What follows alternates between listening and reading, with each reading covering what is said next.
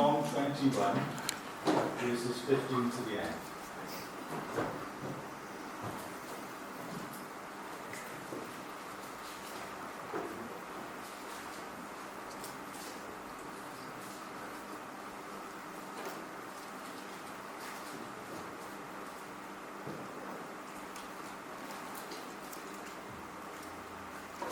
So when they'd eaten breakfast, Jesus said to Simon Peter, "Simon, son of Jonah, you love me more than these."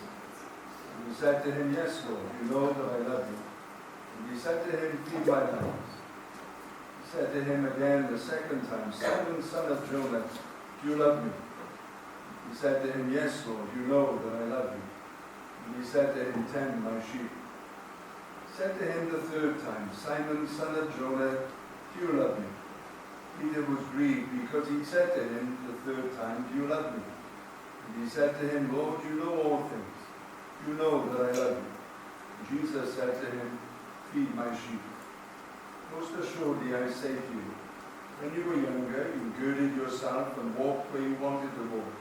But when you are old, you will stretch out your hands, and another will gird you and carry you where you do not wish." This he spoke, signifying by what death he would glorify God. And when he had spoken this, he said to him, "Follow me." And Peter, turning around, saw the disciple whom Jesus loved following, who also leaned on his breast at the supper, and said, "Lord, who is the one who betrays you?" Peter, seeing him, said to Jesus, "But Lord, what about this man?" Jesus said to him, "If I will that he remain till I come, what is that to you? Follow me." Then this saying went out among the brethren that this disciple would not die. Yet Jesus did not say to him that he would not die, but "If I will that he remain till I come, what is that to you?" This is the disciple who testifies of these things and wrote these things, and we know that his testimony is true.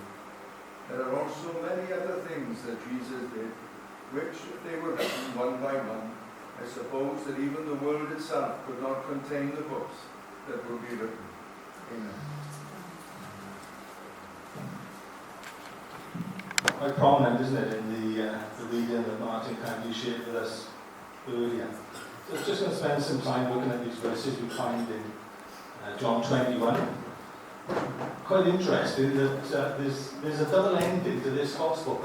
If you look at the wording at the end of chapter 20, just remind ourselves, it says, "And truly Jesus did many other signs in the presence of his disciples, which are not written in this book. But these are written that you may believe that Jesus is the Christ, the Son of God, and that believing you may have life in his name." And it sounded very much as if John was going to close there. It sounds like a conclusion, but this book has a double conclusion. So he concluded there, right, everything I've written up to this point is so that you may believe. But there's something I want to add, there's something I need to tell you about as well. And then we have this wonderful account that we looked at this morning about the unexpected breakfast, the breakfast by the seashore. And then John deliberately shares what is really quite a personal moment between Peter and Jesus. But the fact that it's shared obviously is there for us as well. There's nothing in the Word of God by accident, is there? So as they have had this time of fellowship, sat on the seashore, they've been eating this lovely breakfast, and then it tells us in verse 15 that after they finished the meal, Jesus then turns to Simon Peter. And he asks him a very pointed question, doesn't he? There's no getting away from this one. "Simon, son of Jonah, do you love me more than these?" And it's important that we look at the slightly different question every time, because it's not a repeat of the same question. It's not the same question 3 times. It's a similar question, but it's not the same. And Jesus starts off by asking him, "Do you love me more than these around and about?" And the reason Jesus is pressing that point is after the Last Supper, when Jesus had said to the disciples that they would all deny him, Peter had made a very bold statement, but what turned out to be an untruthful statement. Peter turned around and said, even if everybody else forsakes you, I won't. And imagine how the other disciples felt when they heard that. Because really what Simon Peter is saying, he's saying, I'm stronger than these. I love you more than these. And they were a close-knit group. They've been through everything together with him. And yet when Jesus says, you're all going to deny me, Peter believes that he's got something that they haven't got. And it would have put a strain and a tension on the relationship between Peter in that group. And Jesus is reminding him of his statement. Do you really love me more than these? And as the events of that evening had unfolded, Peter had 3 opportunities to stand for Christ. And on every one, he failed. On every one, he buckled. And if you read the gospel accounts, you will see that his denials got stronger and stronger. It wasn't a case that he regretted the first one, so the next time he was stronger. No, his denials got stronger and stronger. He was pushing himself further and further away. When we first read these verses, it sounds a bit cruel, doesn't it? Because it almost appears that Jesus is opening up that wound again. And in many ways, he is. But we know that Jesus isn't cruel. We know that God isn't spiteful. So why is he opening up a wound? And there's a reason for it, isn't it? Because Jesus knew it was something that couldn't be ignored. It had to be addressed. And Jesus isn't opening up the wound out of spite's sake. Jesus is returning to this because he wants to heal it. He wants to heal the rift, not only between himself, because he is the one who's been denied, but he wants to repair the rift between Peter and the other disciples as well. So he asks him, do you love me more than these? Peter replies, yes, Lord, you know that I love you. And I'm sure many of you will be aware that Jesus, every time, on the first 2 occasions, Jesus says, do you love me? He uses the word agape, which talks of a deep, intense love, a love beyond everything. And when Peter responds, we don't quite pick it up. He doesn't say, yes, Lord, you know that I love you. He doesn't use the word agape. He uses the word phileo, which means something a little less. It's affectionate, but it's not to the same intensity. I don't know about you, but it makes me wonder if maybe Peter learned not to be so brash in some of his claims. Maybe he's not quite sure now of his own strength, whereas before he was overconfident, maybe now he lacks a bit of confidence.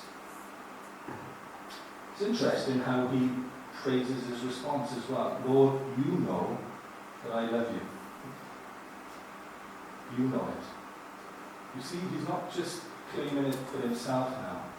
When he said, I'm going to stand and others won't, he was standing in his own strength.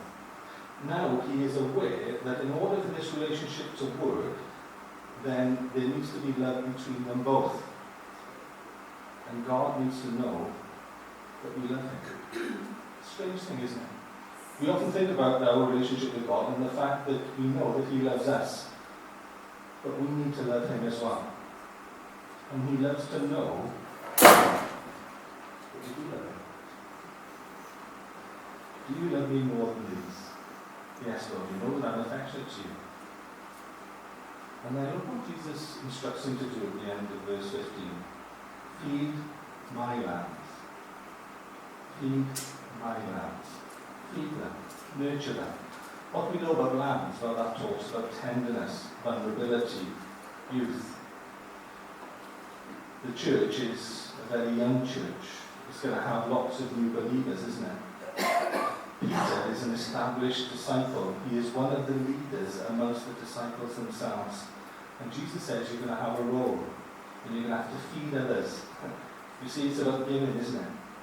But he doesn't say feed the lambs, nor does he say feed your lambs. He says feed my lambs. It's always a reminder to us, isn't it? Who do we belong to? It's lovely to belong to a family. It's lovely to belong to a church. But ultimately, we belong to God. He is the Good Shepherd. He is the Father.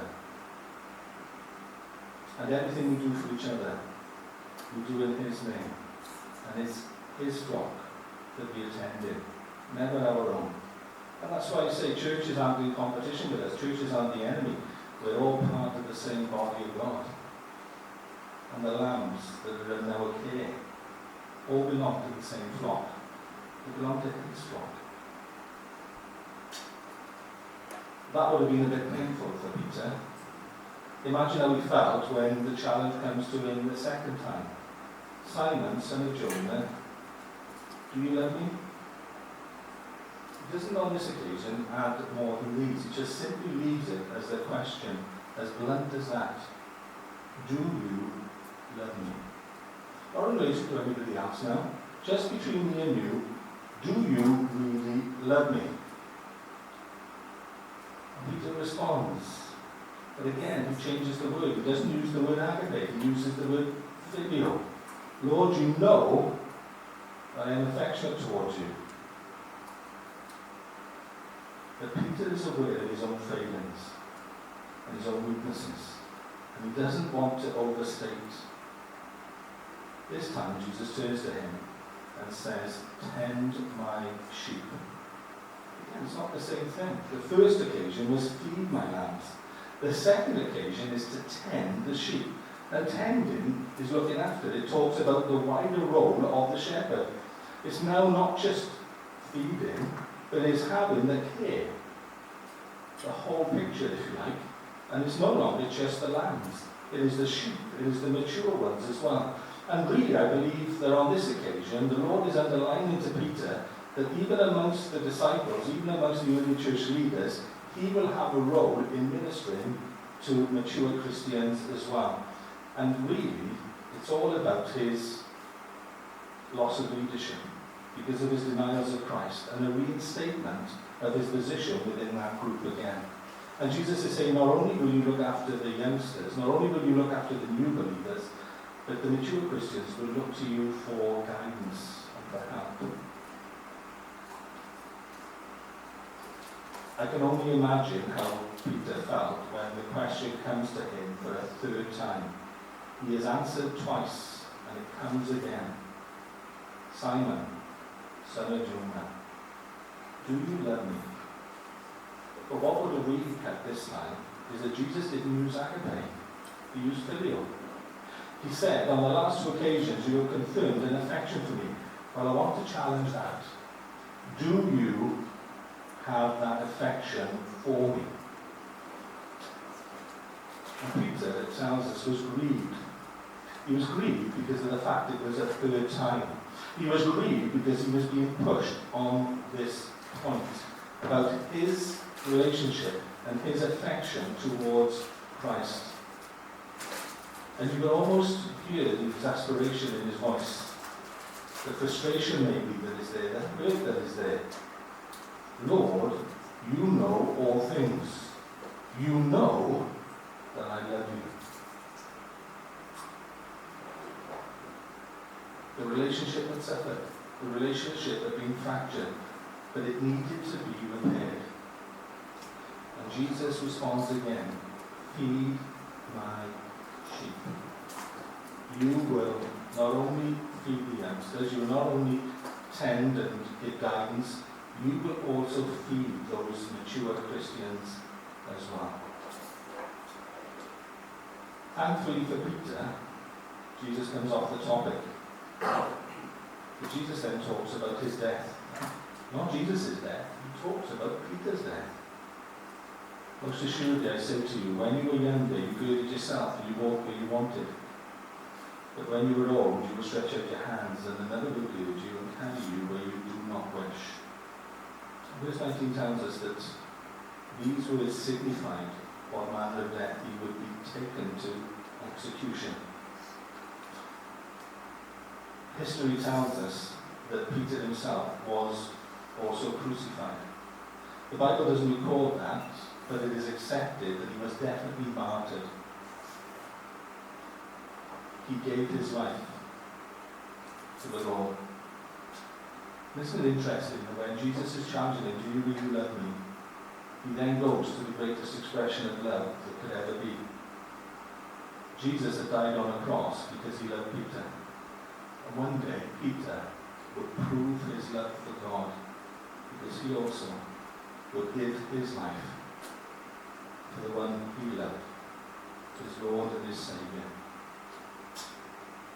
Jesus then turns, and his final words on this topic with Peter, he simply says this to him: follow me. Follow me. What had gone wrong for Peter? He lost sight of the Master. What had gone wrong for Peter? He had stopped following in the footsteps. What goes wrong for us very often in our lives? We stop following, we stop listening, we stop going where he's leading. We start thinking that we can make the calls, we can make the decisions, we can strike our own path. And the way back is always the same, isn't it? He always asks us and reminds us, just follow me. Peter would have known where that instruction first came. In Matthew chapter 4, verse 19, you will read that when Jesus met with Peter, when he was still a fisherman, he had been called to follow Jesus. And Jesus makes a point of repeating that call now. It's the answer really for all of us, isn't it? When we need to come back to God, we just need to seek him again. And we need to commit our ways to him again. Had Peter learned everything? Was Peter now the perfect human being? No. Peter still had his traits, he still had his personality. God understood them. And it's quite interesting what Peter does then. He sees John following behind. And he says, well, what about him? And how often in our own lives, how often are we wondering about, what about him? What about her? What do you think about that, Lord? And I love the response that Jesus gives. He says, well, what does it matter to you? You follow me. And really, when it boils down to it, when we stand before the Father, he won't ask us what we think of anybody else, will he? He won't ask for our opinion on his dealings in anybody else's life. When we stand before God, the only thing that matters, do